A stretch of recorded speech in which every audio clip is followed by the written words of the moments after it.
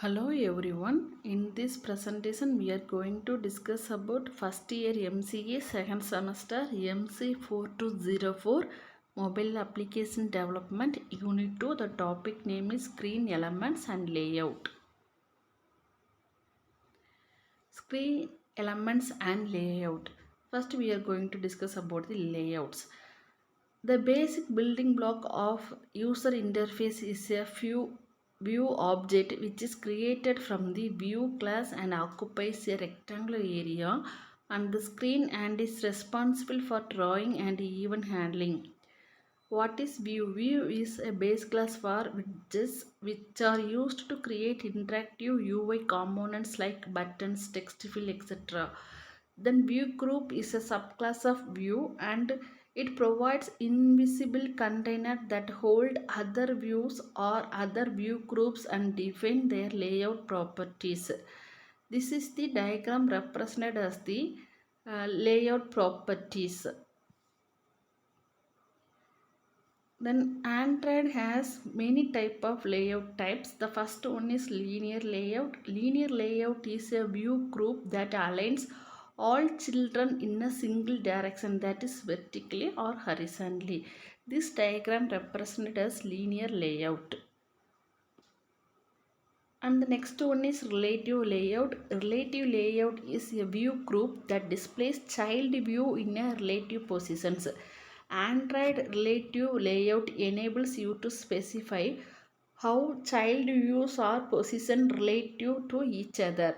The position of each view can be specified as relative to sibling elements or relative to the parent.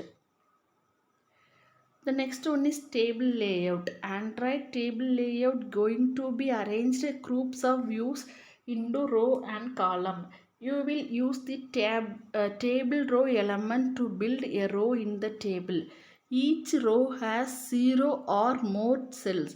Then each cell can hold one view object. Table layout containers do not display border lines for their row, column or cell. This is the layout of table layout. And absolute layout. An absolute layout lets you specify exact location, that is x bar y coordinates of its children. Then absolute layouts are less flexible and harder to maintain than other types of layout without absolute positioning. Then frame layout. Frame layout is designed to block out an area on the screen to display a single item. Generally, frame layout should be used to hold a single child view because it can be difficult to organize child views in a way that is scalable to different screen sizes without the children overlapping each other. The next one is list view and grid view. Then list and grid view are subclasses of adapter view and they can be populated by building them to an adapter. Then first one is list view, and Android list view is a view which groups several items and display them in vertical scrollable list. The list items are automatically inserted to the list using an adapter that pulls content from a source such as an array or database. Then grid view. Android grid view shows items in two-dimensional scrolling grid, that is row and column, and the grid items are not necessarily predetermined, but they automatically inserted to the layout using a list adapter.